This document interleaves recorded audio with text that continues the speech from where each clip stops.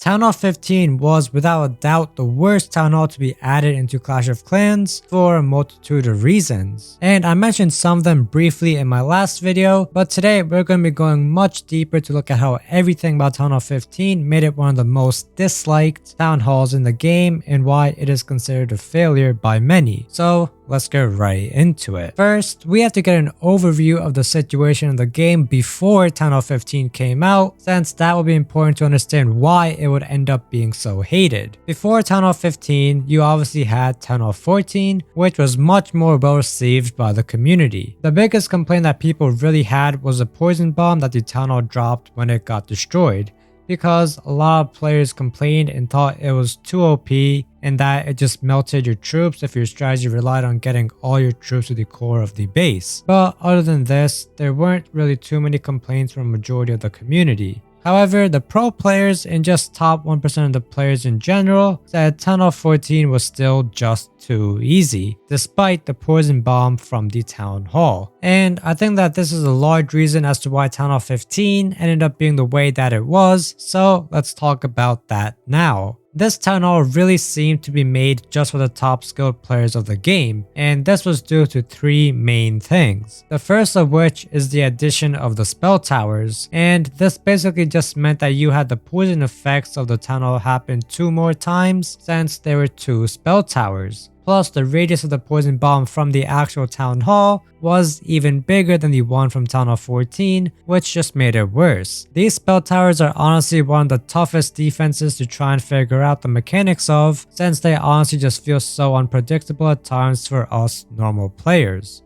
First of all, there are 3 spells you can add, with them being Poison, Rage, and Invisibility. The first 2 are the main annoying ones, while the Invisibility isn't as strong but can still be annoying if used right. And we'll go over the first 2 spells a little later on. Each of these towers have different activation mechanics depending on the spells that you put in them, and this really just makes the game a lot more complicated for casual players to try and figure out and learn. And honestly, I think that you could probably make an entire video explaining all the different cases and scenarios for each of the towers, and it would get real complicated real fast, which is a massive problem for a game that is mostly played by casual players. The poison spell tower was just really broken when the Town Hall first came out because it really just dealt too much damage, and they had to reduce the damage speed by almost 30% within 2 days of it coming out because it was that broken. But honestly, I think that the rage spell might be even more broken and more annoying to deal with. If you have a rage spell tower next to single target inferno towers, then those can deal an extreme amount of damage really quickly, and I've seen that just decimate entire armies really quickly. And all of that happened because the spell tower just got triggered, and other defenses like the scatter shots and expos are also really strong under the rage spell from the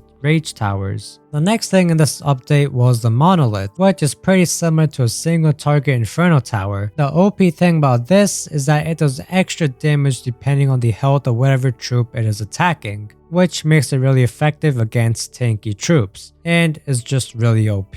Obviously, it isn't that good with swarms of troops because they can easily overpower it, similar to a single inferno tower, but once you put multi-target infernos or scatter shots nearby, it makes the Monolith extremely broken because it can counter the single tanky troops as well as swarms of troops. And this really means that you're basically dead if you don't have some extra free spells to counter the Monolith before it locks onto your heroes or other important troops, because it can kill them extremely quickly. And this and the spell towers combined really just made bases so much stronger in the game, and this was a massive problem because of the third thing, and that is the lack of good counters to all of this. Offensive wise, we received nowhere as near the amount of changes or anything at a similar level as the 2 defenses that were added. First of all, not all troops even got additional levels with the update, meaning they were just the same at Town Hall 15 as they were at Town Hall 14, even though this new Town Hall was so much stronger. And this meant that the offense and defense was extremely disproportionate, which really contributed to this new Town Hall being so much harder and less enjoyable for people, since Clash of Clans is mainly about the attacking, since you can't actually go and defend your base, but you can go and attack somebody else's base. There was also a new troop added, which was the Electro Titan,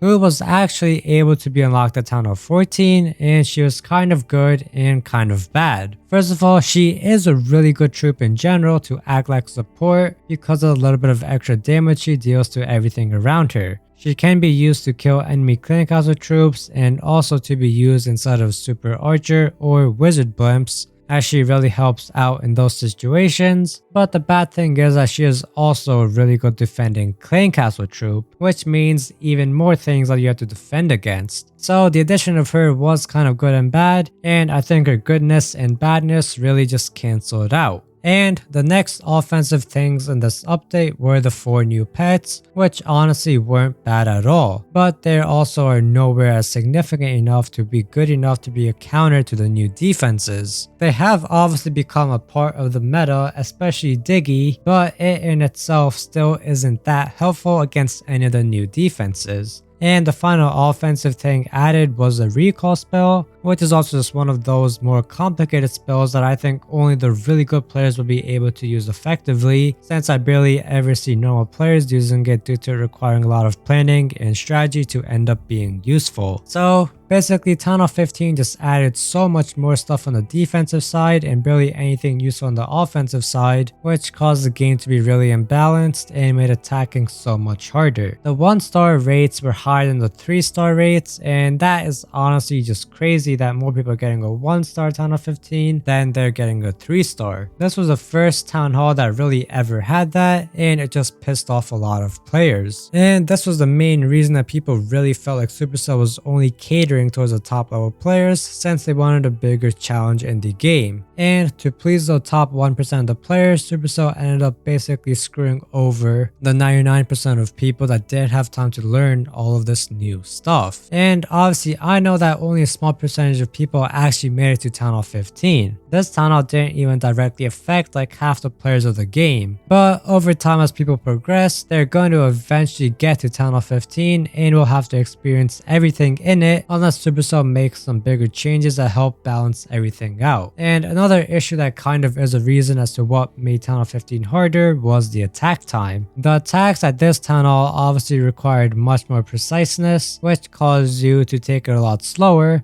However, the amount of time you got for the attacks just didn't change. You had to fit in so many things like the initial blimp attack, funneling, destroying or triggering specific traps or the spell towers, and just sequentially deploying your troops in the right places. And all of this added up and took a lot of time, which caused you sometimes just lose because of the time, or for you to try and rush and mess things up, which led to the lower 3 and 2-star rates. And all of these things are what really caused Town Hall 15 to become the most hated Town Hall in the game. And you can even say that it was a big failure, which could be why Town Hall 16 came out so early, which I talk a lot more about in this video. And Town Hall 16 has also just came out about a day ago, and right now we haven't really seen all the effects of it so far. So we can just hope that it ends up not being worse than or just anywhere near as bad as Town Hall 15 was. But from the current looks of it, Town Hall 16 does look a lot more fun and exciting,